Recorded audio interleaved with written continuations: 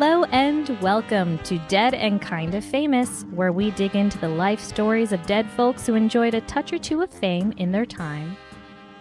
Now reside permanently in the Hollywood Forever Cemetery.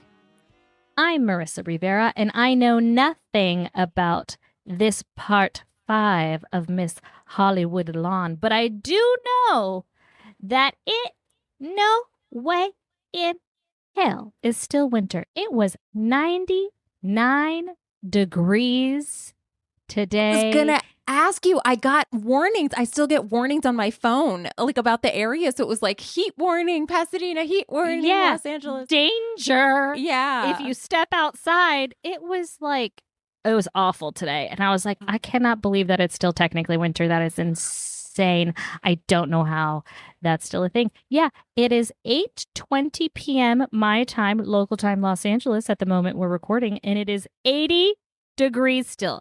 And if you don't know this about Los Angeles, is that it can get hot during the day, but it cools down at night. It gets down to the 60s, sometimes 50s, very, desert. In the winter especially. In the winter especially, it can get warm, but it does cool down. Yeah. This is feeling like August. This is crazy. I know what's going to happen in August. I'm scared for you.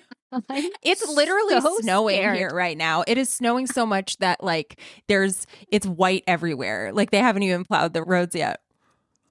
Oh, it's actually it's not scary snow either. It's actually just really pretty. It's really pretty. Snow. And yeah. Oh, that's gorgeous. And aren't you so lucky that you work from home?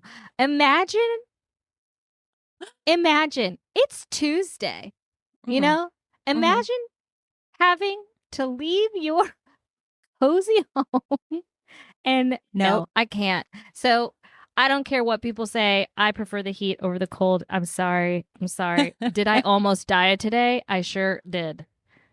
Yeah, actually, I've been kind of enjoying it. I feel like having a garage is really clutch, and I don't even have to commute every day. But that was listen, we're not gonna have to scrape off the car and no, dig it out. Not doing it. I did that shit. I used to have to find a parking spot in Chicago and scrape off the car and put a chair there after you dig it out to save your space like a psychopath, because that's how it works there. And I'm just and then when I didn't have a car, I had to wait for the bus in the fucking cold.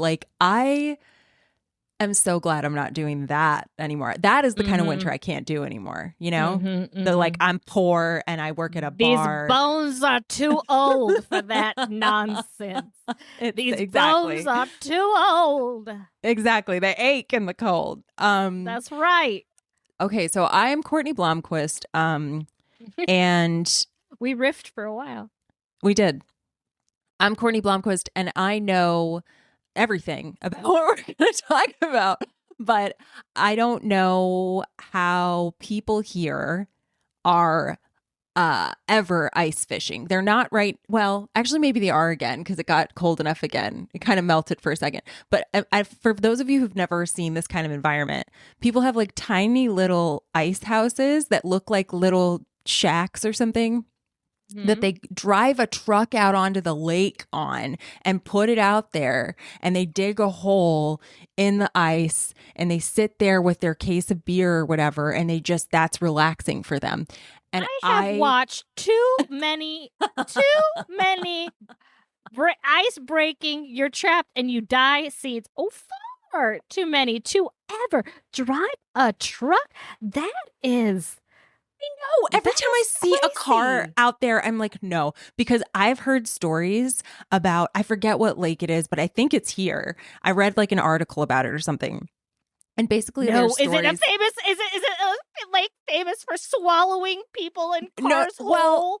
No, but there was a long time ago, I guess there were people, a bunch of men, I don't know what was happening. I don't remember the details of this, but they fell through the ice and died. And so people go out there, and then it's they claim that they can hear people moaning and saying things like, it's so cold. And things. And then so sorry. But also, I do not mean to laugh, but Courtney's face and impression when she did that. You can't see her. Utterly ridiculous. Utterly. Excuse me. I'm so cold. Oh no. So cool.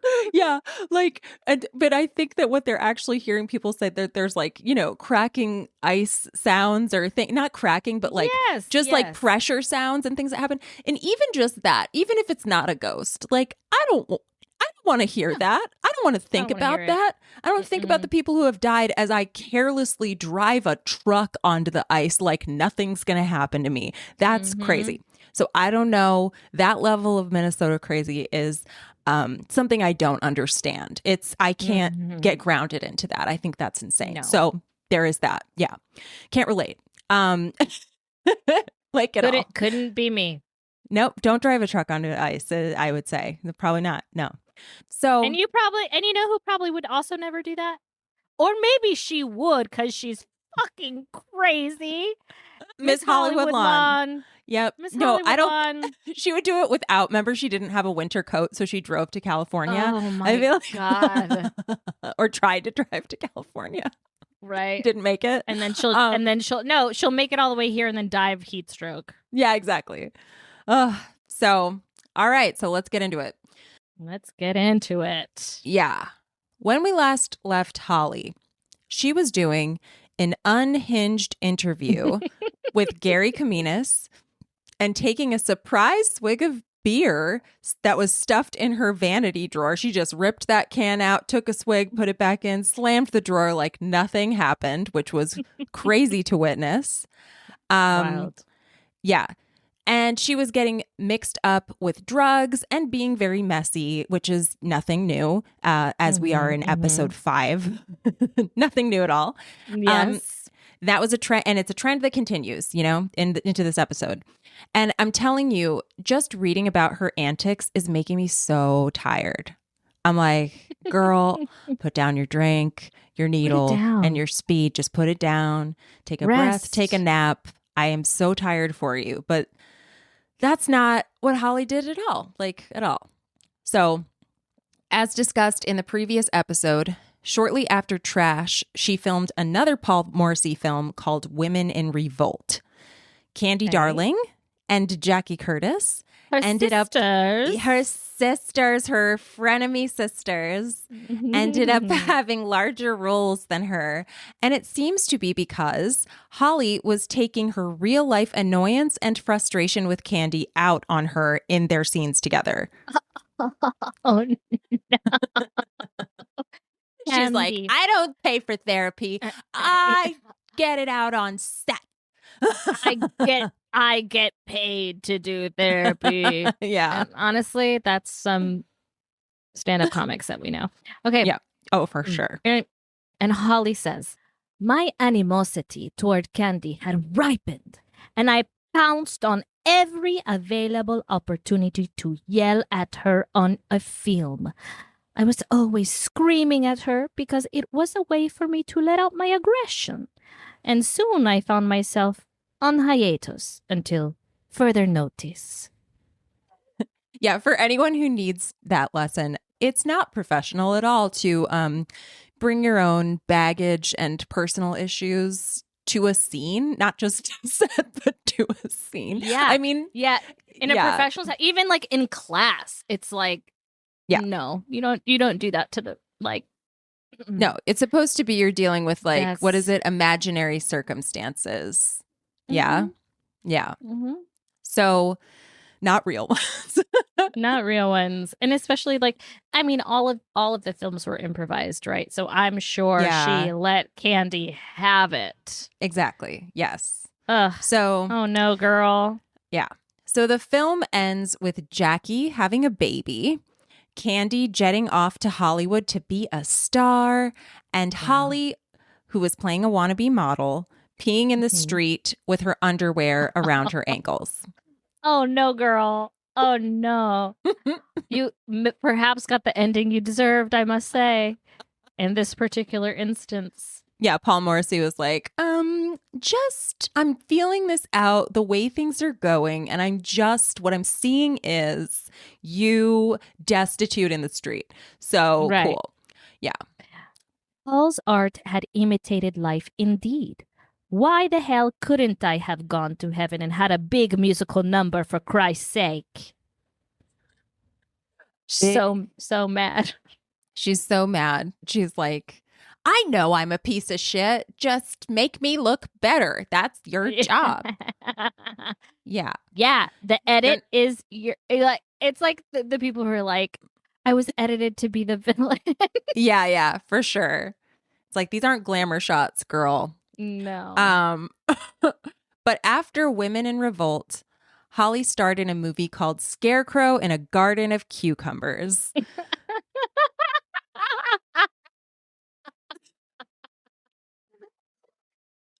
An incredible title. Wait. Yeah, an incredible title. Let me ask you, Courtney, did it have anything to do with cucumbers and or scarecrow? No. I mean, as far as I can tell. No. I don't believe that it did. Yes. There's a lot of like really big over the top titles happening throughout this, if you haven't noticed, especially when they were written by Jackie Curtis, which this was not, but still. So this was about a young woman named Eve who is heading to New York to seek fame and fortune, but is, quote, bombarded with lunacy. According to Holly's book, this lunacy includes a wrestler little person who falls in love with her. Okay. A nun driving a cab, and other nonsense. So, okay. I kind of want to see it. I don't really know where to find it, actually, but sounds great in a lot of ways. Sounds insane. Mm-hmm. It wasn't a huge movie by any means, but Holly was put up in the Chelsea Hotel, and she was getting regular pay. The filmmakers even seemed to have some connections because Lily Tomlin actually made a voiceover cameo in the film. Oh my gosh. Yeah, she was like on the phone with Holly in one of the scenes. And they were I wonder who knew her and like how bored she was. You know what I mean?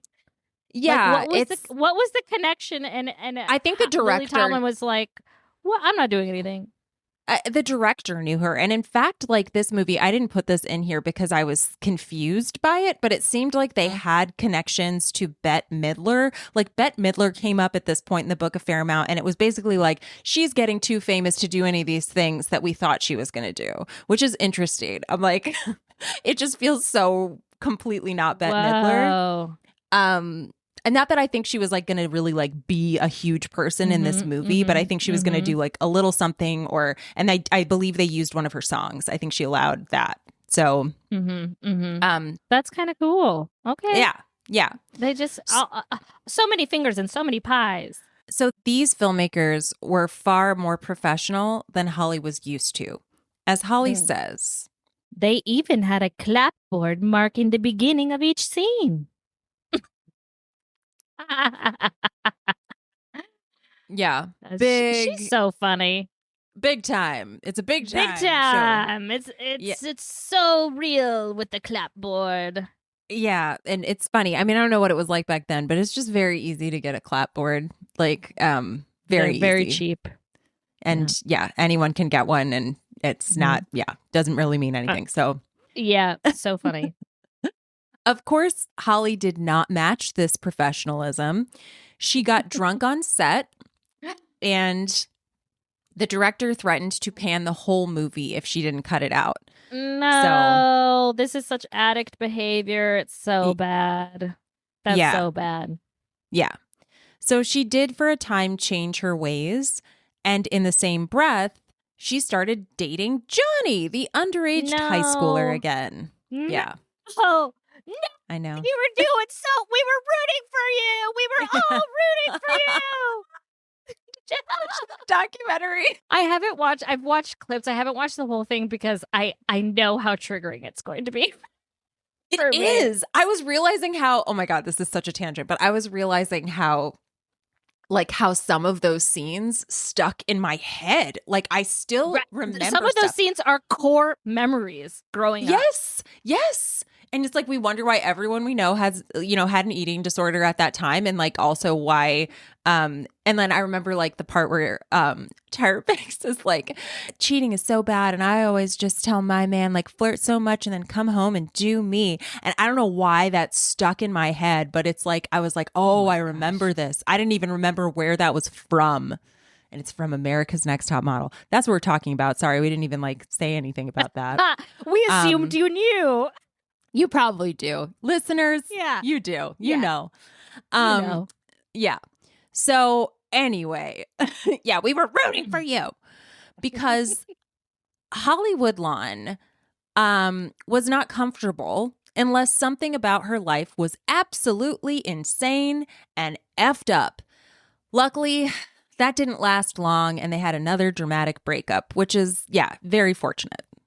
So toxic. Just, I mean, it's beyond toxic. It's not legal. It's gross. It's like revisiting the shit that was messed up about her youth. Like, get it together. Stop repeating cycles. I know that's easier said than done, but in this case, it's just hard to sympathize, you know? So this is the shittiest part of her for me, for probably anyone. So moving on. From there, Holly did a few more film projects, but began to focus largely on theater, cabaret, and flitting from party to party that Andy Warhol hooked her up with whenever she came around to ask for a buck and a secondhand invite. Andy always got a pile of invitations, and if there was booze and eats, I did my best to show up at these free-for-all soirees. That's how I supported myself. I didn't work. I just drifted from party to party. And since there was a party every night, I didn't have to worry about starving. Listen, you know what that gives? That gives I'm a PA on set and I'm going to take home 2 to 3 to-go boxes from lunch. That's from what Crafty. That Yeah. From Crafty. Yeah. I'm going to stuff my backpack full of Crafty. Or not even a snackies. PA, like an extra, like somebody who's there for like the day. Yeah.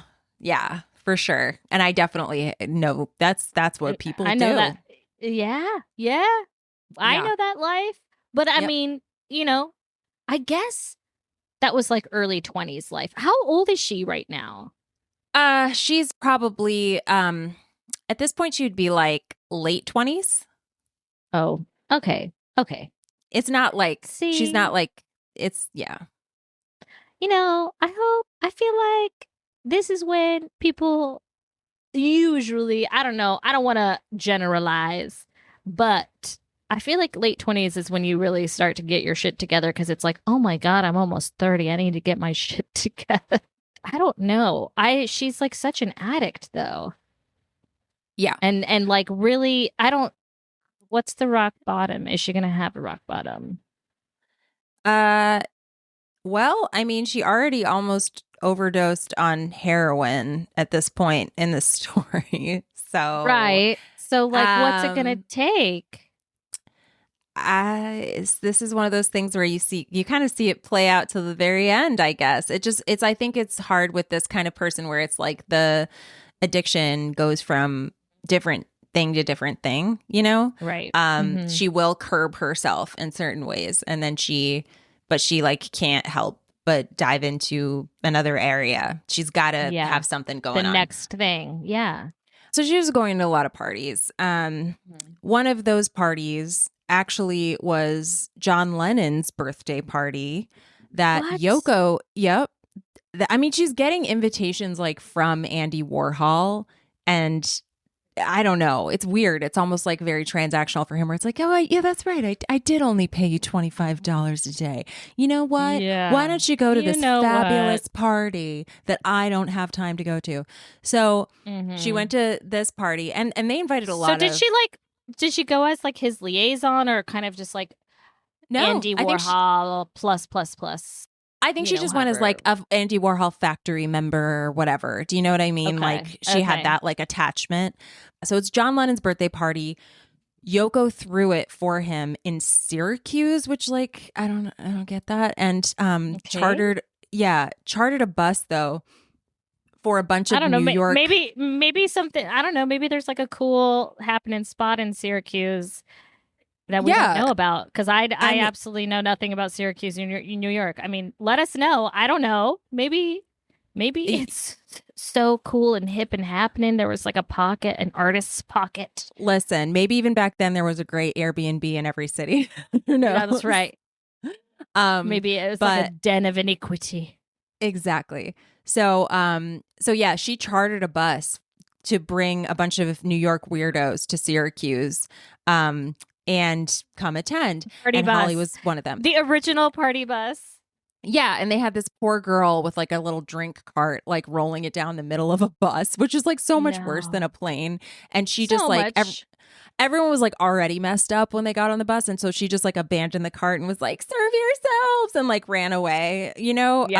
Yeah. And of course, Holly was like, she claims the first one to like get up and start pouring herself a drink, and everybody else, of course, you know, of course, she's like, I'm a hostess for the stuff I didn't pay for. It's very, very Holly Woodlawn.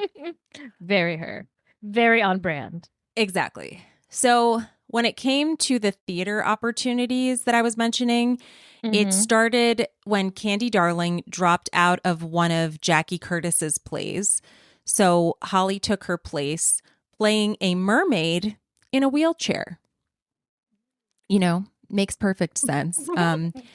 And if you're curious and would like to try to do a scene from this play for your next acting class, Marissa. Oh, yes, I must.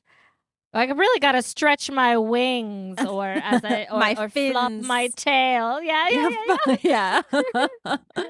The play is called The Vicissitudes of the Damned. And you can look it up because I didn't. No, she did not. I didn't. And I think, wait, hold on. I'm curious. I have looked up this word before and I already forgot what it means. So let's look it up. Vicissitudes. It means vicissitudes. Fun to say. It refers to the unexpected, typically unwelcome changes or ups and downs in fortune, life, or circumstances. I mean, I feel that word in, you know what? I'm not going to lie. I'm surprised that the English language has that word. I feel like famously the English language is like, we don't have words for complicated like states of being feelings and emotions and stuff. So it's a good word. I get it. Also, no one knows what it means though, and probably doesn't make a great title, but that's fine. Well, neither did the cucumber garden with the scarecrow thing. So scarecrow in a garden of cucumbers. That's right. Exactly. Yes. So this is par for the course. Okay. It is. Yeah. So she takes Candy's place. And apparently the play got changed and rewritten all the time, like on a nightly basis. And sometimes Holly's character, it was just like, so people would show up for this play like multiple times because they're like, I wonder what they're going to do tonight. Okay. It was a different show every time. Ooh. Yes. Which that could be fun, but also like, I don't know, exhausting. A shit show. Yeah. An absolute shit show from start to finish. Especially with, people like being messed up the whole time, which I'm pretty sure they were. And sometimes Holly's character could, walk.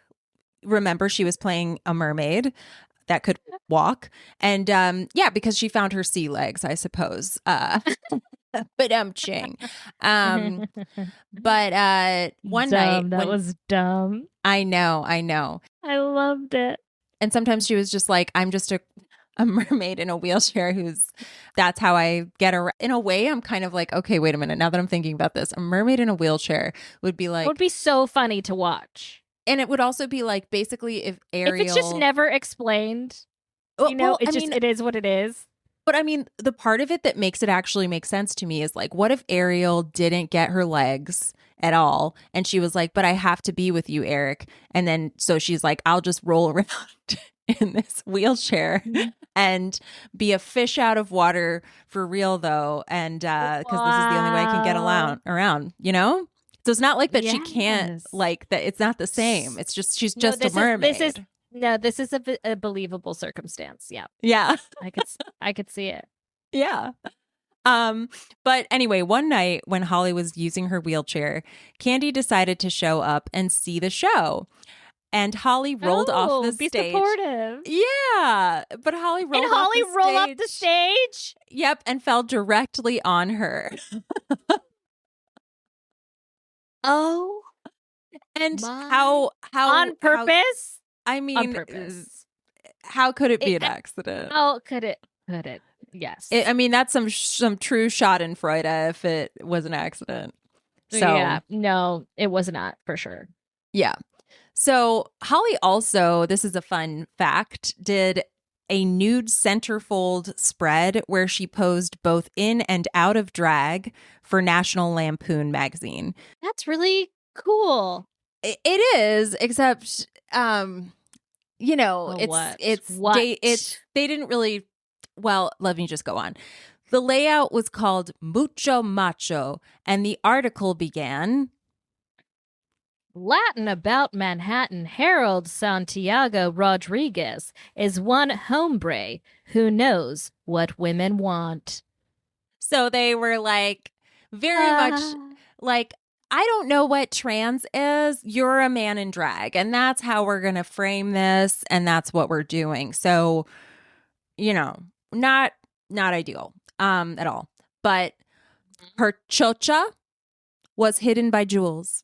And the photos were apparently quite tasteful. And she really loved them. So that's good, I guess. Mm-hmm. I mean, the female ones especially, right? Like yeah.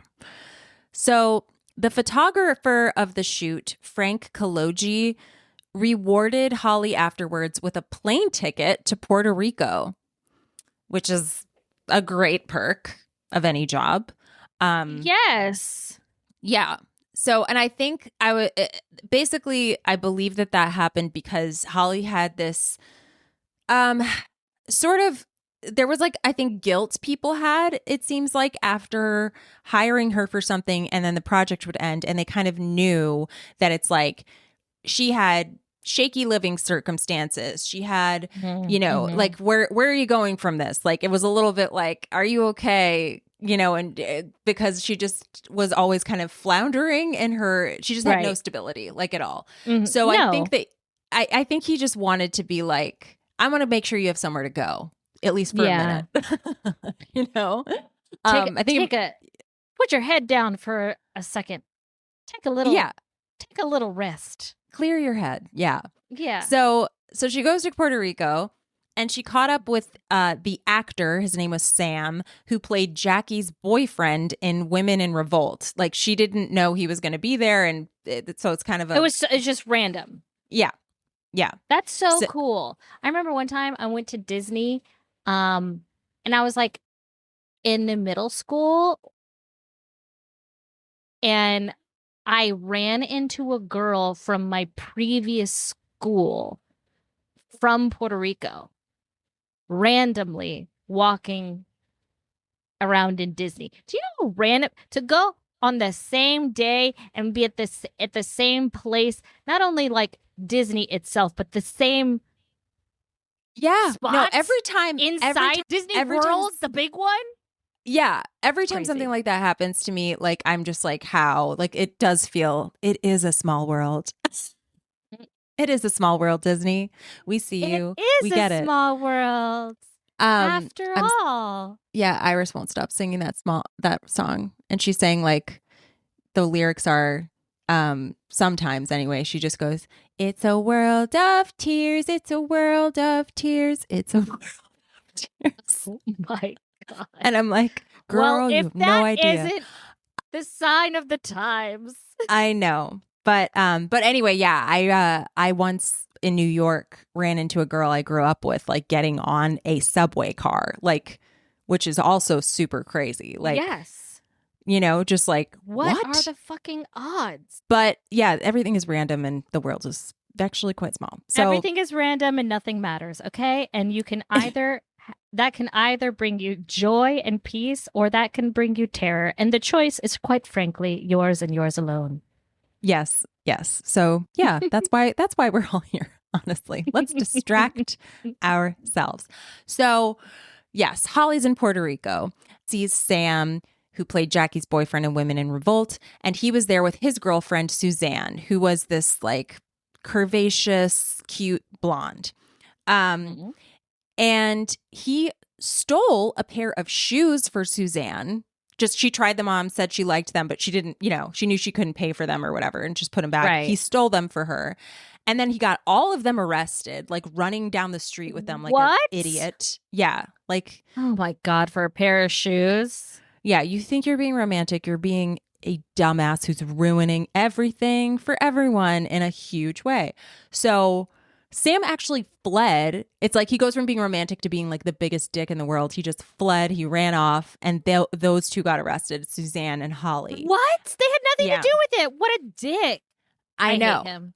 So basically, the charges were dropped against them eventually. Yeah, obviously. Yeah, but Holly and Suzanne were trauma bonded because they were in a Puerto Rican prison together for a few days. Let me tell you something. You don't want to go to prison in general. Okay? Mm-mm. You did not want to go to prison in Puerto Rico in the 70s. Okay? 80s? Yeah. 80. I'll include 80 and 90s. Being a trans woman too. No. I mean, on top of Wait, it all. is that where the scene, the very first thing I read is that where this is from? That time spent in jail in Puerto Rico? No.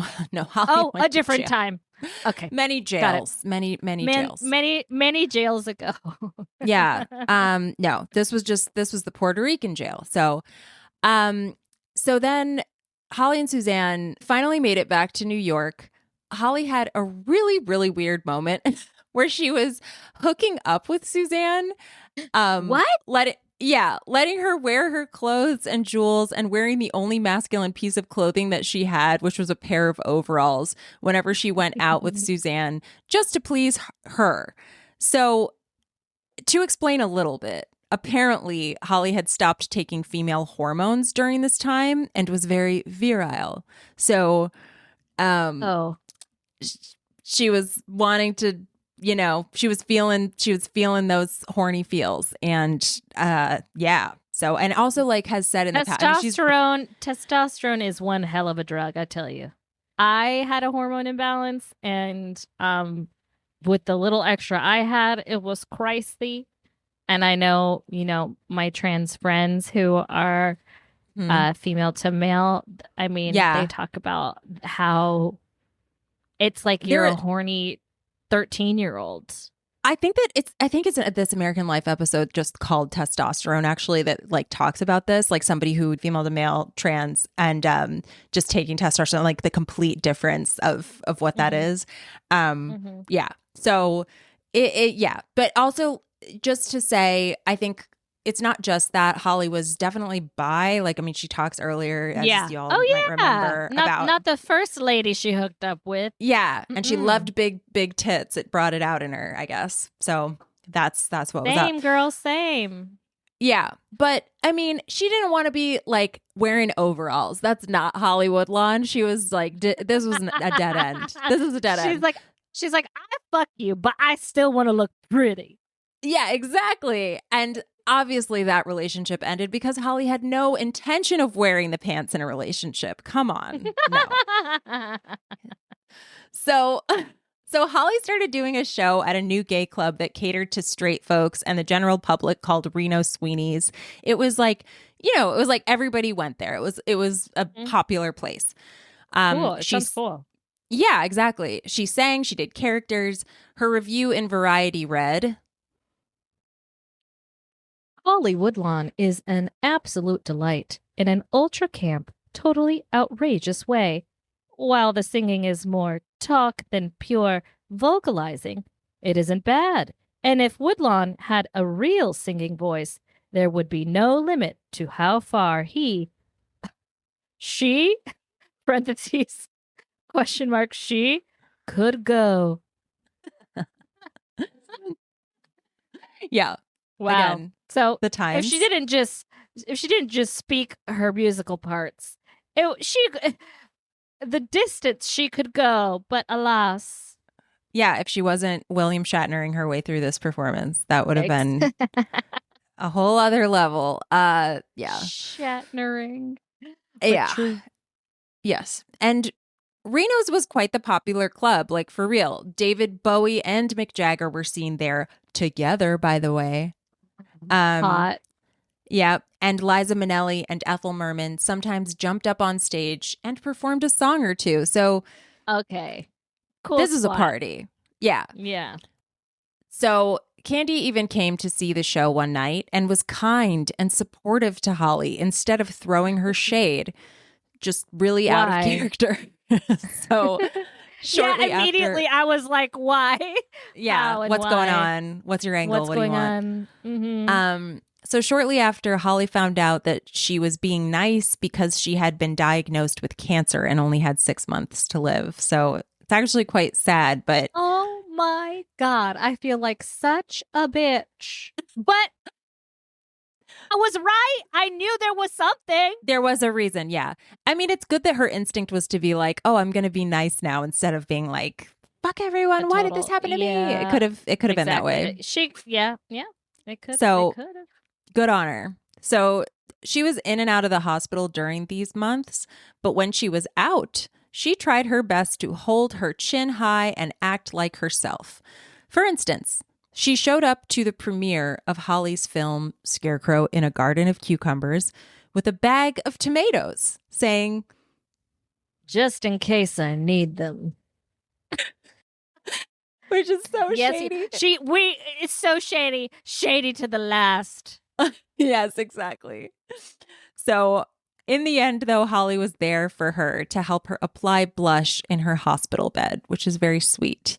So they were sisters. And by the way, I think the reason for her cancer is largely unknown, but I don't know. It's a strange time period where some of these things are a little bit new, and the hormones that she was taking.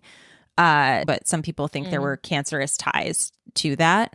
But I don't know. So, well, the early days of and all hormonal stuff have been harrowing. And birth control and stuff. Like I have relatives who almost died from 70s birth control. So because of blood clots. But yeah. In the early 70s, Holly did theater a couple of times with another character we've discussed on this show before, Divine. Divine is back. Hello. Yes. You back. Yes. The plays were Women Behind Bars, how apropos, and Neon Woman. And in the last one, Holly played a lesbian stripper, and she loved every minute of it. You know what? That is good casting, I must say. It is. Good casting. It's great. And she had the experience to boot. I feel yeah. So one of the many jobs that she was horrible at. Yep. So Holly joined the play during the summer run in Provincetown and shared a little white beach house with Divine during the run, which is so cute. That sounds lovely. Yes. But Holly claims that Divine... I don't want to be paid in parties. I want to be paid in Little House on the Beach. Okay? Yes, Little House on the Beach with a cool castmate. Sounds great. Yeah, sounds awesome. But Holly claims that Divine was a hard person to get close to, largely because he was lonely and didn't have real friends, at least according to Holly. And by the way, I am using the right pronouns. Divine preferred he. So good to know. Thank you. According to Holly, I don't think Divine had any real friends. He was surrounded by a lot of people, but most of them sucked up to him because he was famous and because he always had grass.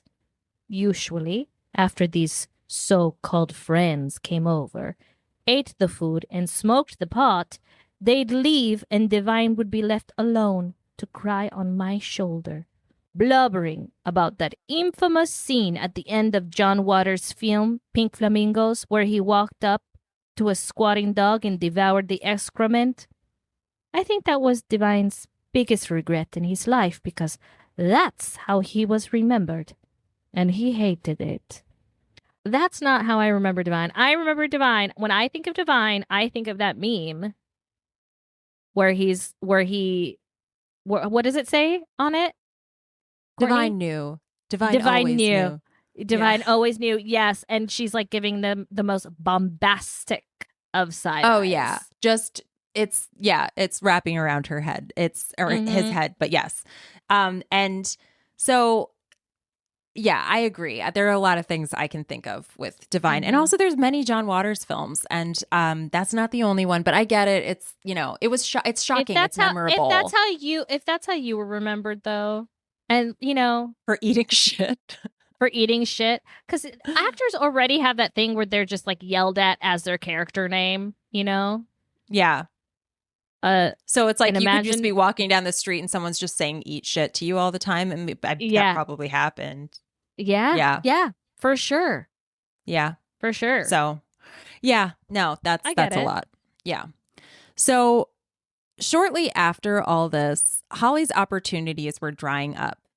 She made the decision, in the face of that, to head home to live with her parents, dress as a man, and work as a busboy at Benihana. No. This is a hard left. This is a desperation hard left. Hard left, moving back in with the parents. But Benihana, I bet, was like so busy and popular back then, though. I bet that was kind of like a hard job. Sure. And also, I bet they're busy all the time. Yeah, I think this is just a full-on desperation move. Of course it is. But and it only lasted a year because she couldn't stand it anymore. I mean, she was like not being herself at all, living with her parents and working as a busboy. So yeah, so she headed back to New York, and this was around 1980.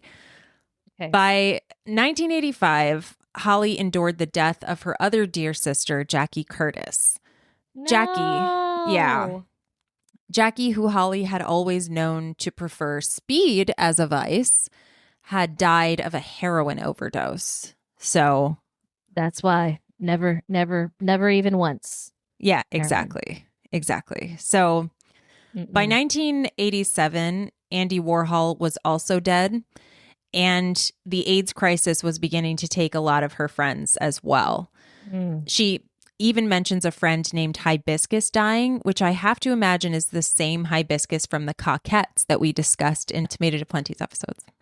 Oh my gosh. Yeah. And remember Hibiscus? Hibiscus is the one who like started the Coquettes, and also as like a young, hippie was putting the flower in the gun in that famous photo. Yes. Yeah, as a protester. We need to have that photo, and we need to have the Divine meme in the show notes. Okay. Yes.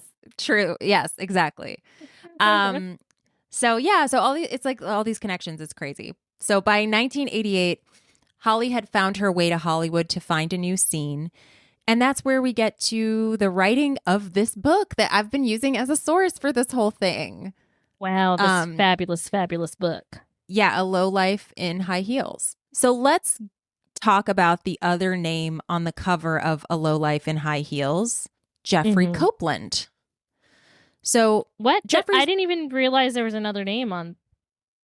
Yeah, I know. Okay. It's messy. So I forgot too. There's a reason. So Jeffrey's new book, Love You Madly, Holly Woodlawn, came out just last year, actually, and goes into great detail about Holly during these years. More than we can cover today, but I'll give you the important parts. Okay, give it to us. So in the late 80s, Jeffrey Copeland was an aspiring gay writer. I should have made that clear in this writing. Taking any writing adjacent gigs he could get, and was currently working as a secretary at a PR firm. Okay, that's adjacent to adjacent. That's adjacent to adjacent. That's like, yeah, whatever you can get is really part of that sentence that matters. Yeah. He met Holly at a work-related party and was inspired by her and intrigued. Ooh. He'd been wanting to write a script, and Holly instantly became his muse for a short, gritty drama script called The Dark Side of the Morning. Ooh. Yeah, The Dark Side of the Morning. That is the best title that we've heard. Title? Come on. Let's give it to Jeffrey. This is the best title. You got some chops just for the title. Just for the title, you have my respect. Yes. It was very dark in fact, not just it was very dark. It was about a young man with AIDS who dies by suicide. So very of the times. Yeah, it's too dark. So Holly expressed interest though, and she struck up a friendship with Jeff.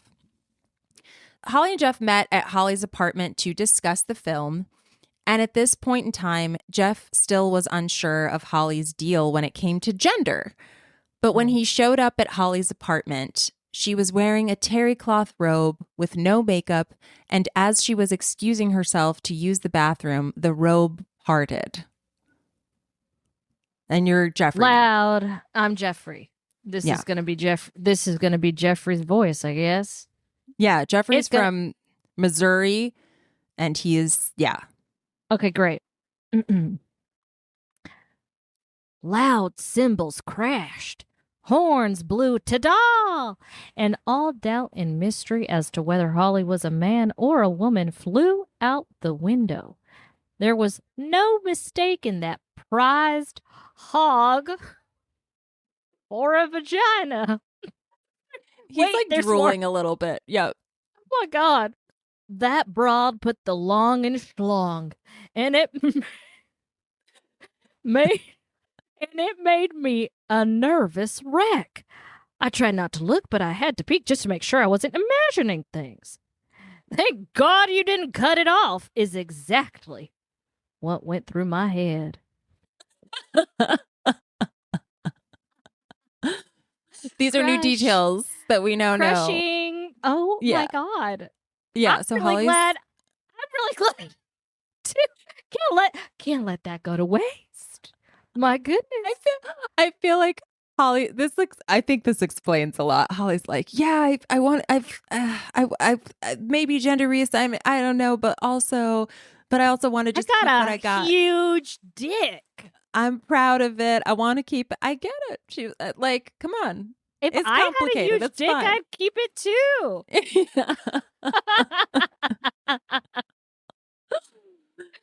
At this time, Holly was trying to do the cabaret hustle again and was preparing for her own small show. With his PR firm Almost Connections, Jeffrey was able to get her into quite a few fabulous parties in order to help her with publicity. In the end, so she had her benefits from this. She had a different. Now that I'm just going to sound so morbid, but now that Andy was gone, this was her party connect. Exactly. We're already being morbid. It's fine. That's true. Not to be morbid, but and then like this entire podcast. Okay. In the end, the show turned out to be a big flop anyway, and Holly made no money on it. And I feel unsurprised by this because cabaret shows in LA they're not really sought after. They're not a thing. Tell me that I'm wrong. Yeah, this is more of a New York thing too. In my mind, I think like so. New York or Miami or Vegas. Yeah, exactly. Yes. I think it's not as much of a live show city. There's a couple places for that, and they're not cabaret shows, No. So maybe there was at the time, but not for Holly. Right. So she made money in other ways. She made money the way she originally made money, in fact. Once again, all these years later, she was a sex worker, but she wasn't raking it in that way either. Yes, she's learned nothing. She has learned nothing. Yeah.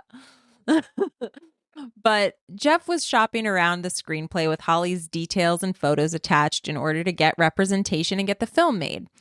But the man who called him back was actually an assistant of one of the agents who was not at all interested in the screenplay, but did have a hunch that the Holly Woodlawn story would make a great book.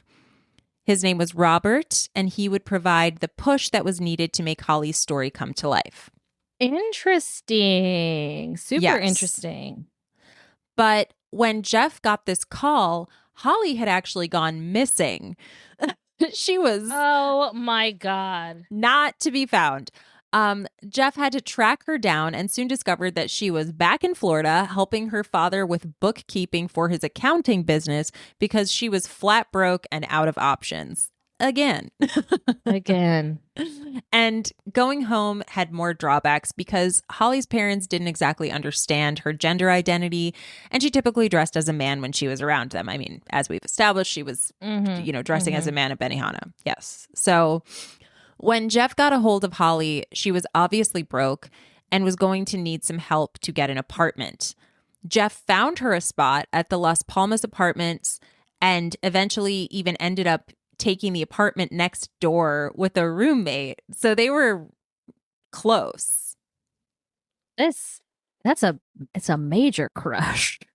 It's like, I mean, it's a little bit it's more like a crush, a muse, a friend. Like the lines are a little blurred here. I mean, it's not just that. It's more like they're both pinching pennies, I think, and also like he had his and they're own... working on this thing together. They're working on this thing together. He'd already done the apartment search, which can be a real slog in Los Angeles for Holly. He'd already made the connection with that landlord. Like, do you know what I mean? It's a real slog now, you know? It's a bitch. So it's like, I think, and also like he had been like living in this like a studio apartment, and having a roommate made more financial sense. Holly wasn't his roommate. But yeah. So next door neighbors. Yeah, they were next door neighbors. It's like you and me, Courtney. Yes, I know. How we were neighbors, but it was, magical. And then I ruined it. Yeah. No, I know. And now you live in the snow. And now I live in the snow. But yes. So Holly though was back in LA and ready to dive into the book business. After discussing it with Robert, it was decided that Jeffrey, inexperienced as he was, would be permitted to take a crack at writing a chapter of Holly's book for the book proposal. Jeffrey wanted to write it, and Holly said, "Honey, I can't think of anyone I'd rather work with." And they were in agreement on the tone. Holly said, "I want it to be Auntie Mamie, on speed." And Jeffrey says, "The idea of writing a straight biography about Holly Woodlawn never appealed to me, but creating a character's voice that reminisced about her madcap romp through New York's underground scene was incredibly rich." So even though he was intimidated when he sat down to write, Jeffrey imagined Holly saying, "Jeffrey, don't worry about writing this book. It's not To Kill a Mockingbird. It's a cheap thrill with me looking fabulous throughout. Just imagine me sitting on a stool, talking to the audience like I'm doing now.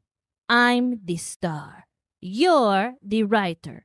Go." I mean, yeah, that's how the book feels, for sure. Yeah, exactly. Like her voice popped into his head and he just wrote it.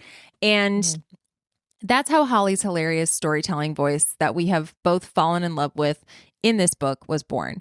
It won over Robert. Do you feel like you could write a book, like if you just had interviews with me, do you feel like you could write a book in my voice? I mean, yeah. I feel like I would. I think so. I think I could write a book in your voice. Yeah, I know. I get it. Yeah. I know your catchphrases, and I know your things. So I know. And some of my catchphrases are from you, when you become really good friends with people and like, yes. You start talking like each other and like a saying goes around and stuff. Yes. And just like everybody starts using yes. I kind of love that because I feel like there's people I don't do really too. like, I'm not close with anymore, but I still have hung on to a catchphrase of theirs. Do you know what I mean? It's like a little piece of that person that I just am always going to take with me. Yeah. Like a little piece of them influenced your personality in some and how you communicate in some way. That's beautiful. I love that. I know. I think that's great. So yeah, and I think he had an ear. Obviously, he had an ear because he hadn't known her that long, but he was picking up stuff. So right. So it won over Robert, and he was given the green light to write the whole book. This was and this was especially exciting because Jeff truly believed that Holly's story would make an excellent film, and writing the book was just the first step. So this book was the ticket they both needed at the time. And before we go any further, I just want to give credit where credit is due. Holly's story and personality were the ingredients for this book, but Jeffrey Copeland was the chef. Of course, he had to listen to Holly's stories and make sense of them, but that's that he put in the work. He put in the work. That is no easy feat when your subject matter had done as many drugs as Holly Woodlawn. Like, and would just disappear. Yeah. To Florida. And to keep a straight line through a story, to have any sense of time, like what? Impossible. So, in fact, they even took a trip to New York together to meet up with some of the characters of Holly's past and fill in the blanks that existed in her narrative, because there were blanks. And well, I'm sure. I'm sure. And Jeff was very dedicated and took the process very seriously. And the proposal went over so well that there was a bidding war over the book. And yeah, it was like a good book. It's a good book. It pulled me in right away. I mean, and they eventually landed a deal, but it wasn't, and it was good. It was better than they thought it was going to be, but because there were enough people involved in this book, it wasn't good enough that like Jeffrey could quit his job. But they eventually landed this deal. It wasn't enough that either of them could quit their day jobs, but still, it was very exciting. And that is when you make that first like good chunk, and it's like, well, this isn't, a hobby anymore. It isn't a hobby. This isn't the end all be all, but it is a big step in the right direction. That's so exciting. Exactly. So because they lived next door to one another and were practically roommates, Jeff would hand Holly his latest pages. She would read them, and then she'd knock on his wall in the wee hours of the morning. Of course, oblivious to common sense, to go for a walk to Yum Yum Donuts down the street and discuss the chapter and give notes. And that was their creative process in a nutshell. Honestly, I love it. I do too. I think it's great. It sounds like I think it's summer awesome. Camp for writers. I love it. So yeah. They even discovered that our very own Maila Nurmi lived right across the street when they lived there. Stop it. Maila! We love you, Maila. We missed you. I know what she's Maila! I think I'm yelling from across the way. Maila! Oh man. So they ran into her. They met up for dinner, and Jeffrey said that it seemed like both Holly and Maila were pretending to be fans of one another. Very, very them. Yeah, I don't think they knew who each other were, but they really put on their acting faces. I love it. Maila gushed over Holly and told her how much of a fan she was, and Holly gushed over Maila and repeated the same compliments. The flattery struck me as contrived, and I wondered if it was sincere or just polite conversation. Just polite conversation. Probably Jeffrey. Just polite. Yeah. So Jeffrey asked Maila to autograph an 8x10 of her that he brought with him, and she looked mildly horrified when he did this. And it's because he later found out that Maila always expected to be paid for her autograph. Well, that was about the only thing she expected to be paid for. I My know. goodness. I think, like there's... Let her have it. Let her have it. The similarity of her and Holly is just like you're always barking up the wrong tree for cash, I feel like. Yes. Yes. It's like, yeah. So Jeff also helped her get a job Jeff also helped Holly get a job at a long-standing kooky Los Angeles store that I believe is still there called Wacko. That's like when you move here, people are like, have you been to Wacko yet? Yeah, I know. It's like, it's in West Hollywood. It's fun. It's a fun store with like quirky gifts and stuff. It's like if Spencer's Gifts was like an independent store that had more unique things in it. Yeah, like stuff from the community. Yes, art exactly. and tchotchkes from the city of LA. Yeah, maybe like less sexual artisans. Innuendos. Yeah, it's less. Well, I think there's some like a lot cheeky. No. It's very cheeky. I was gonna say, okay, great. It's been a minute since I've been in there, but yes. No. It's very cheeky. There's like, it's West Hollywood. It's West. Yeah, exactly. It's West Hollywood. And for those of you who don't know, like West Hollywood is gay as fuck. So, perfect for Holly. Gay. It's gay and expensive. Yeah. Oh, yeah. Mm-hmm. Yeah. Which You can cut this out if is you want, Marissa, but I what? remember you saying that your ex-husband at one point was like, I think maybe we should move to West Hollywood. And you were like, okay, bye. And you know what? I still feel that way. If I have to pay double for the same thing and there's no parking, count me out. No. Never, No. ever.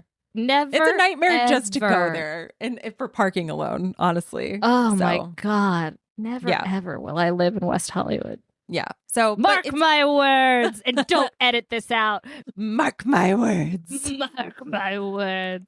Yeah. It's a fun walk around though. So, and it is a fun store. But Holly needed a job because without one, all she did was drink Chardonnay all day. Truly. And Wacko, yeah. So Wacko was run by none other than Gorilla Rose, the drag performer that was good friends with Tomato to Plenty and performed in The Whiz Kids and The Coquettes. Oh my gosh. I know, there's so many tie-ins. They're all like running around in the same circles, I guess. 100%. So Jeffrey went in there with Holly and sold Gorilla on hiring her with a long, elaborate little speech.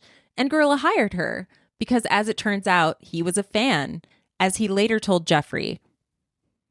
Was blown away. I couldn't believe I was meeting the Holly Woodlawn and you were asking me to give her a job. I mean, yeah, that's so funny. I'm trying to think like, but what the is it gonna be like a don't meet your heroes moment though? I think that it was. I don't think so. I think when she left, it wasn't like she was fired. So I think so. Okay, I think it was okay. The one bridge, yeah, that wasn't burned. Oh my God, that she didn't porch on her way out. Okay. Yep. So eventually the book was finished, published, and pushing Holly back into the spotlight just the way she liked it. There were parties, positive reviews, fan mail, and adoration. As Jeff puts it in Love You Madly, fame was an aphrodisiac that attracted most underdogs to Hollywood. We believed it was the answer to all our prayers, the solution to all our problems, the magical snake oil that would ease our pain. And fame was the driving force behind Holly Woodlawn. She was like a strange flower that bloomed only in the nocturnal glow of an adoring moon. She craved the limelight. She longed to be extraordinary. Look at me! I matter too. The desire to be somebody was all so superficial, yet oddly so important.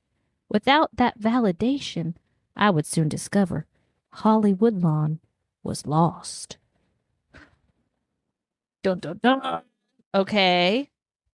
That feels she needed it. That feels right.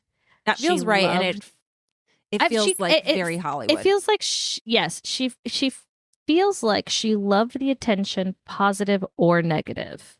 Yeah, she just needed to be a part of the conversation, I think. Yeah. Yeah. Oof. That's rough. The subject of the conversation, actually. Yes.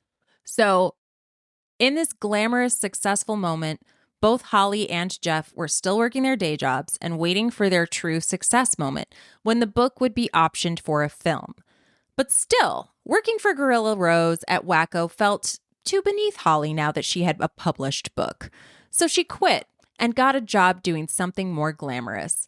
Naturally, she became a phone sex operator and apparently loved it. You know what? Yeah. You know what though? Yeah. That actually sounds perfect for her because it's all performance and like the prices are baked in and you're just a mysterious voice on the other end of the line.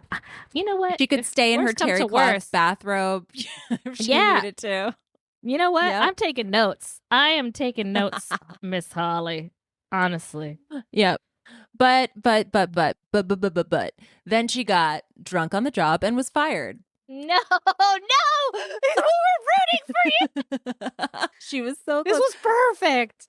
But it's like, also, how do you get drunk and fired from a phone sex operator job? I mean, I to be fair, I'm imagining her working from home, and at the time, I bet it wasn't. I bet, right? Uh-huh. Like, don't you think like you would have had to go somewhere? So it probably still like wasn't great to walk in drunk, I would imagine. To walk in totally drunk as a skunk. Because I mean, yeah, I'd imagine it was a call center. Yeah, like where she has a cubicle. Yeah. That's hilarious to imagine. Oh my God. How would the cubicles be decorated? Just with porn. What did her box when she got fired? What did her going away like her emptying out her cubicle box? What was that filled with, I wonder? Just a bunch of dildos. Yep. And empty bottles of Chardonnay. Yeah, an empty bottle for sure. I bet she drank on the Oh job. yeah. I bet she's like, honey, it's elegant. This is what I do. This is what they pay for. You know what I mean? Yeah. Exactly. They love my wine voice. Yes. This is a character. I am getting into character. You just don't want a real performer. You just don't know art if it hit you in the face. I know. I hope this exit was dramatic. My Chardonnay. Oh, this is it. This is it. I will take my Chardonnay and my box of dildos elsewhere where I'm appreciated. And then she slaps them with the biggest dildo that she has. Yep. Anyways. But she kept plugging along with her lackluster cabaret performances until Jeff and Holly got the call. Madonna was teaming up with a big... Yep. There's a lot of name drops in this episode. Madonna was teaming up with a big producer at Dolly Parton's production company, Sand Dollar Films. Yep. Honestly, though, it sounds like the perfect home. 100%. And the whole story. Yeah. And the whole deal was being set up by Columbia Pictures. So this is huge, like massive, massive This is deal. Like a real thing. A real thing. Like oh my God. As good as, I mean, in a way, pretty much as good as you could get with this project, I would say. So Madonna had read Holly's book and wanted to produce it. Madonna. Like, I just can't imagine like what that must have been like to hear that on the phone. Like, it's like, I know. Whatever. Yeah. Imagine getting that call. Yeah. So apparently they wanted it to be like How to Marry a Millionaire, but with drag queens, even though Holly wasn't a drag queen, but alas, the 90s. And we give you the 90s. Jeff had hoped to write the screenplay, but there was an unnamed famous writer ushered in. When Jeff tried to stand up for himself, his agent Robert yelled at him, "You're a whiff. A whiff. WITH. A whiff." Yes. He's referring to the wording on the book cover that also made me disregard Jeff Copeland. And me. Yeah. It says written by Holly Woodlawn with Jeff Copeland. And it made him seem irrelevant, or like maybe he was the person who did the foreword in the book, like a life coach offering moral support for an hour a week while she wrote the book or something, like whatever. Right. It just didn't seem you don't see that on books. I've never seen that on a book.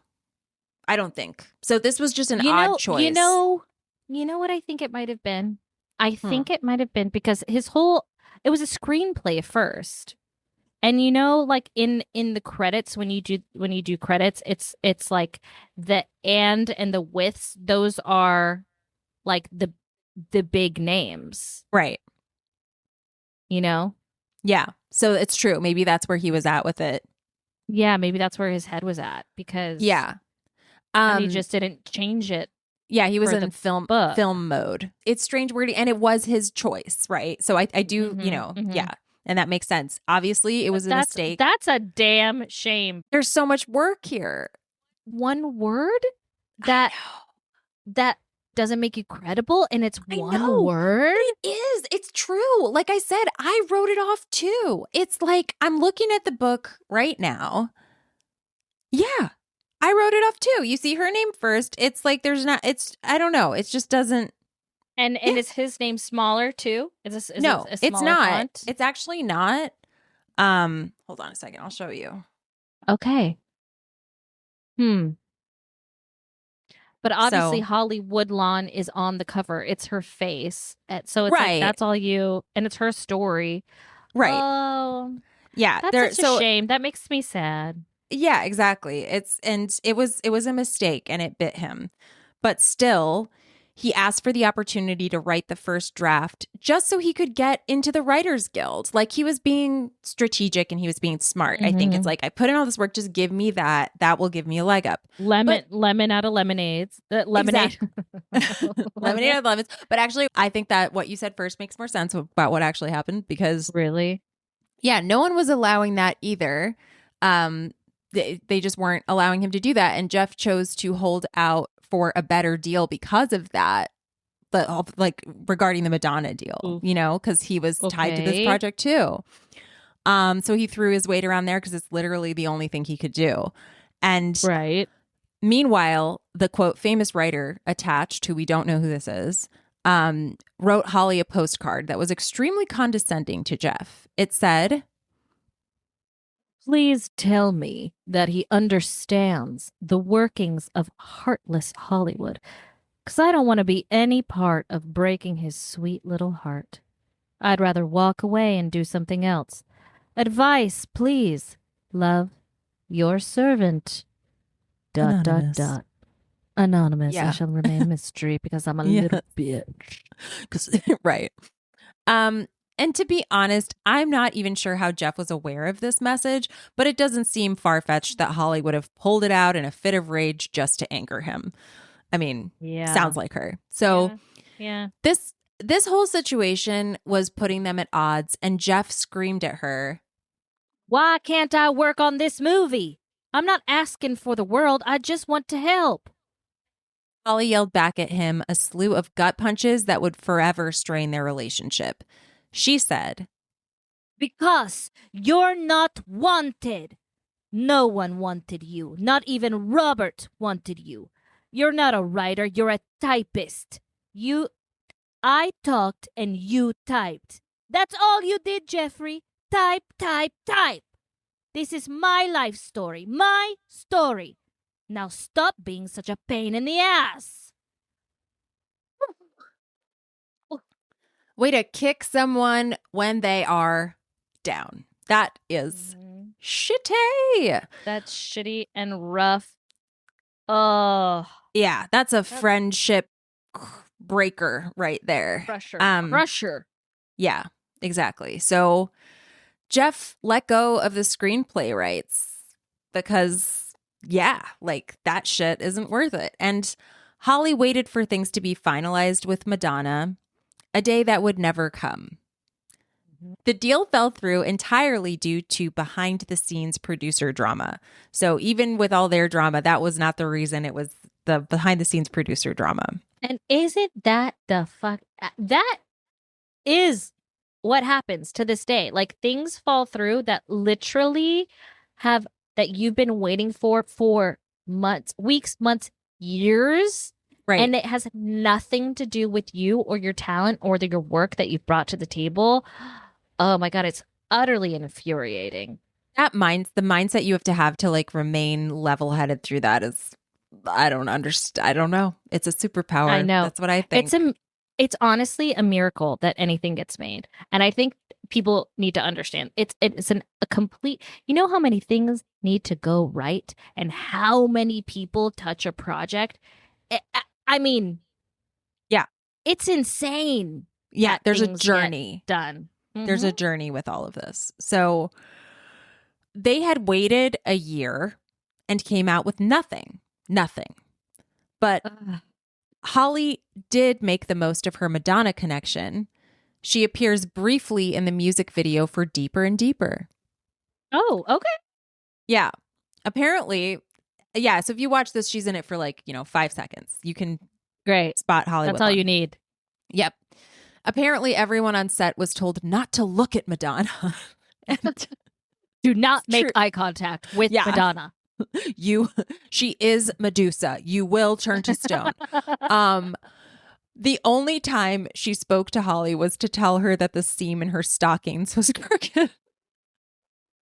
Brutal. Yeah. Ooh. So Jeff The only felt- time was like, fix that girl. Yeah. Excuse me? No. No. Jeff truly felt like he was back to square one, and by taking a chance at asking a studio lot security guard if he knew of any productions that might be hiring, he actually stumbled into a good startup position that propelled his career in television. Isn't that crazy? Yeah, Jeff. Not really. I mean, when I think about how stuff has happened, that makes sense to me. He said He what just was struck going up through a his conversation. Yeah. I mean, he was thinking about, he basically was looking out his window. It was like the studio was walking distance from his apartment. And he was like, that'd be nice to walk to work. Should I just go ask? Nobody does that. I guess that's why I'll do it. That was pretty much what his thought process was. I love that. I love that. Yeah. And if you're not, a fucking nuisance or a weirdo, you know what I mean? Like, maybe somebody wants to hook you up. You never know. Like, everything is a conversation. All you have to do is ask. Yeah, I'm paraphrasing, but I think what he said was like, when he went to the security guard, he's like, hey, I live up the street. I'm a writer. My rent's due and I need a job. Do you know of any productions that are hiring? That's what he said. And how is that different than like going into a place and dropping off a resume? You know what I mean? Exactly. Yeah. It's like you might be asking the wrong person, but you could easily be asking the wrong person walking in anywhere. So who knows, right? Mm-hmm. But Madonna, coming back into the story here for a second, Madonna even optioned a totally different screenplay of his at some point, which I'm sure was a bit of a sting to Holly. I don't know what the screenplay was. Damn. He doesn't say. And it obviously didn't also get made, but like she still optioned it. So yeah, she stayed in the picture. It's funny. But he worked for a long time in the industry. And for a while, both he and Holly continued to try to get the film made after the deal fell through. I think they both just were too invested. And kind of like separately, but like where they had to loop each other in about it. But Holly felt out of control with the process, and she was actually out of control in her life, of course. And as always. Yeah. And she couldn't handle a call with him about it if he had an idea about something or whatever. She'd be like, right. You, Jeffrey. Like, you know what I mean? So it was just like nothing was going to go anywhere. And her alcoholism was affecting everything. She didn't have a chance at making a move professionally because she could not conduct herself. She could not control her drinking. It was affecting everything, including her health. The only brief moment of triumph that she had as far as achievement goes is that she was actually able to graduate with a degree from the Fashion Institute of Design and Merchandising. That was going on in the background during all this. She's like, I'm going to go back to school, and actually did it. Wow. Fit him. So you did it. This is out of character and surprising. She designed herself a few fabulous dresses for her cabaret shows and parties, but it never went any farther than that because Holly was not in a place in her life where she could start at the bottom and build up a career. It's arguable that she was ever in that position. Right? Yeah. So she wanted the fast, lane. That was it. But the book... Crash and burn. Exactly. But the book, once something that united them, became the thing that divided Jeff and Holly. He even wrote a screenplay of the book himself and had some real interest in it, but Holly didn't like that he started it with her heroin overdose and berated him on the phone while drunk. So that was that. But I mean, I do think that heroin overdose scene it would have been a weird way to start it. It to me that he thought it was like the most, he told her he thought it was the most poignant part of the story. And I don't agree. So I don't think that's the most poignant part of her life. That's what I'm saying. I think like, and also just the book itself. Like, I think there's so many more, the way the book starts is cinematic in and of itself. That could have been it. The scene with Ramon Raul. Yeah. Love that. Well, that's a very different tone. but that's the tone I want. Do you know what I mean? That's the tone I want. Yeah. I don't want to go apparently high not drama. Jeff wanted high drama. Jeff was great at writing a funny book, and apparently like just wanted to write a drama as a screenplay. Like I don't know. There's like a weird divide there. So So Jeff still tried to be cordial and close with Holly and didn't completely lose touch over the years, which is fortunate. He says that he loved her, and I think that he really did. He took care of her in ways only a close friend could. And in 2015, she developed liver cancer that spread to her brain. So we're talking about like the full road of addiction. I mean, liver cancer, alcoholism, that's it. So she spent her final days in a lovely facility because there was an internet campaign to raise money for her final days. And she had fans that really showed up for her. And their funds even contributed to Holly's wish that she be interred at the Hollywood Forever Cemetery after her death. Oh, it's kind of like Maila. Like her friends, her friends, her community paid for her friends, community, her fans paid for that too. Yeah. So yeah. That might have been the case with Tomato too, I feel like. Yeah. Yeah. She was well loved. Yeah, exactly. But Jeff could never believe that cancer was what ultimately took Holly out. As he says, always thought Holly would live well into her 90s. I imagined she'd succumb to some ridiculous mishap, like falling face first into a swimming pool while wearing electric curlers. Or maybe her wig would accidentally catch fire and she'd explode, then rise from the ashes like a glittering phoenix, spectacular and awe-inspiring, leaving everyone flabbergasted and cheering for more. Oh, yeah, exactly. Like, fucking cancer. Man. Boring. Cancer. Not exciting enough. Yeah. Not exciting enough. Not high drama enough. I agree with Jeff. Like, truly, I wanted something ridiculous. I mean, I was expecting... I don't know what I was expecting. I was expecting something alcohol related. So, I mean, it is in that ballpark. It is. But it is. Yeah. Yeah. So, but truly, after spending... you believe something so mundane? I know. It's so true. Shitty.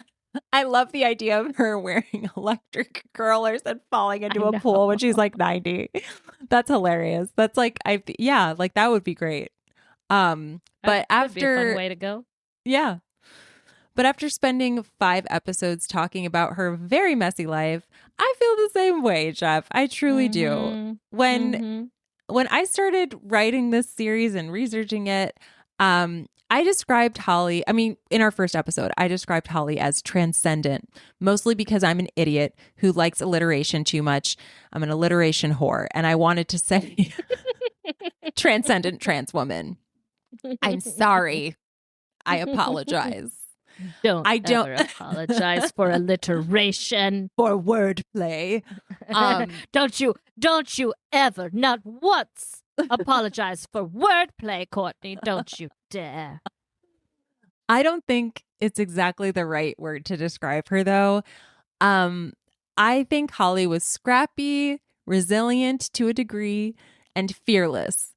I think she was really brave in so many ways. I think she was witty and smart and sassy and fabulous. And it makes me really sad to know that addictions and the lure of alcohol and drugs ruined her and her dreams and her ambition. It's very sad to me. But I think that she was lucky in a lot of ways. She had friends at the end and she made waves. Her story is immortalized in 2 books, a Lou Reed song, and in large part the Paul Morrissey film Trash, since she was pretty much playing herself. So now is the time, which we haven't been remembering to do in other episodes, that we suggest an offering for Holly and also leave your final impression of Holly. So leave it on the altar, Marissa, all of it. This is our segment, The Altar. Oh my gosh, we should though. Gosh, I'm going to miss you, girl. Honestly, like it was a hell of a ride, and just to like she had such a clear, thank you to Jeff, because she has such a clear voice. Even when she was like wasn't clear in what she wanted to do, her voice was always very clear to me. Which I love. I'm so sad that she, you know, fell to the ways of addiction that takes so many good people, great artists away from us too early. So that's always so sad. But like, what a badass. Like, truly so hilarious and fun and funny. And I agree with all your descriptors of her. I think, what should we leave her? Maybe like, you know, those ridiculous pearls that she wore during her interview. I feel like we could like do a string of ridiculous costume jewelry pearls across her, because she's in a wall, right? Yeah. She's in like the mausoleum wall. She's in the mausoleum. So I feel like like draping ridiculous costume jewelry with like a can of beer. Yes, and maybe like putting like refreshing her eyeliner on the headshot that's on there. You know what I mean? Yes. Taking a liquid eyeliner and just being like, let me just touch you up the way she did for Candy with the blush. You know? Yes. I think that would be cute. A little. I think that would be cute too. Yeah. I love that. I don't want to like, you know, I wouldn't want to like deface, but no, but eyeliner washes off. It's not Sharpie. Yeah. So that's right. But yeah, I think that's a great idea. I think we should definitely do that. Yeah. We should just freshen her up. Yeah, just a little touch up. I think she'd appreciate it. So I think so too. But no, this is a wild ride. I think it's so much fun. I hope that everyone listening had fun too with it. And it did require, I mean, this is like 2 fat books of research that are just like everything in them is interesting, which is always like, I'm like, oh, that's so good, but also like, no, now we're gonna go on and on forever. But you know, I hope you liked it. You're all welcome. Yeah, and we'll talk about you're welcome. We'll talk about somebody else next time, and I am kind of grateful to be able to move on. Yeah, I'm excited. It's tiring. Like, I'm sad to leave her behind, but also excited to see who's next. Yeah, because it's tiring to like spend this long in this chaotic life. You know what I mean? It's a deep dive into like the most chaotic life. So I feel like try to find someone Courtney, more chill. You deserve a rest. I need a rest. Let's find someone. You deserve a rest. Boring. Our audience will love it. They'll love it.